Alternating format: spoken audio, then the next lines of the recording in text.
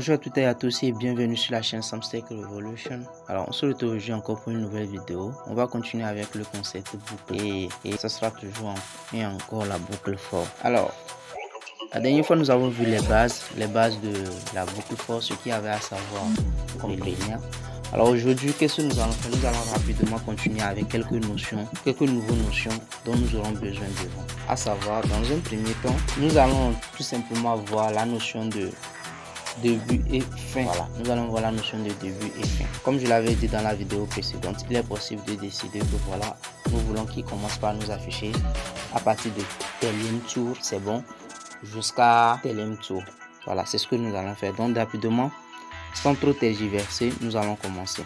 Alors qu'est-ce que nous allons faire? Nous allons rapidement créer notre boucle en mettant for i in range. Donc le tout premier chiffre que nous allons mettre, c'est le nombre de le début. Bon, je peux mettre par exemple 5.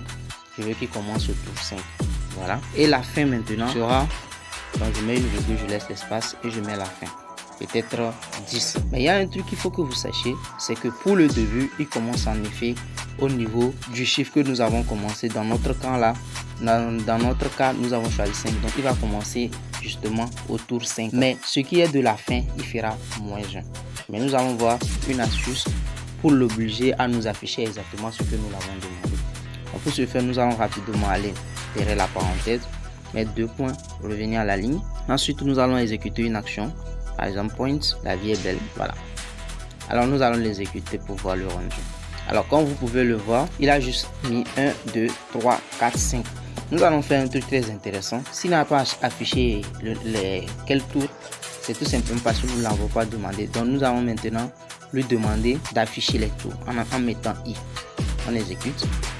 Et vous allez voir désormais que quoi? Il a affiché que il commence avec le tour 5 et il s'arrête au tour 9 comme je vous l'avais dit.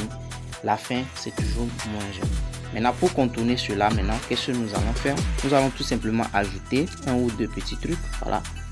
Décrocher. Ensuite on met plus 1 et on ferme les crochets. C'est tout. Donc nous allons maintenant exécuter. Voilà. Comme vous pouvez le voir là, c'est bon.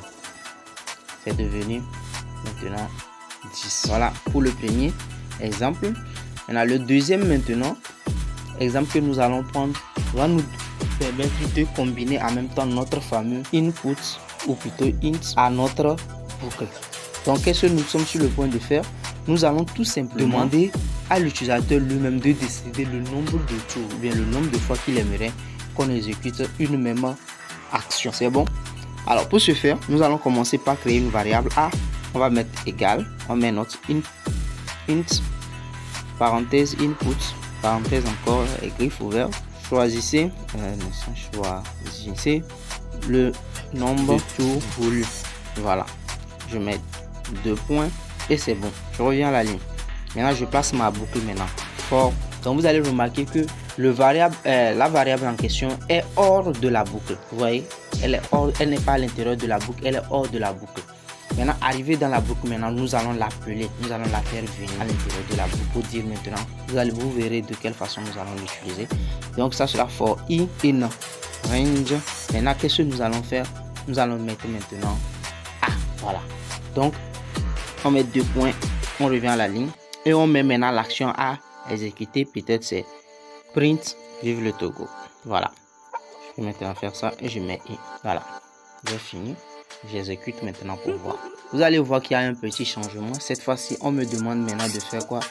De préciser le nombre de tours que je veux. Si je veux, je mets 100 et j'exécute.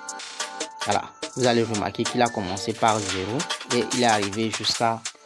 Voilà.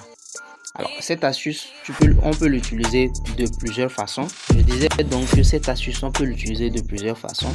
Déjà, on peut déjà commencer par faire de sorte que le compteur ne commence pas que le compteur ne commence pas par ne termine pas par 99, c'est-à-dire qu'il ne fasse pas moins 1. Donc on peut tout simplement faire plus 1, on ferme les crochets, on les ouvre ici.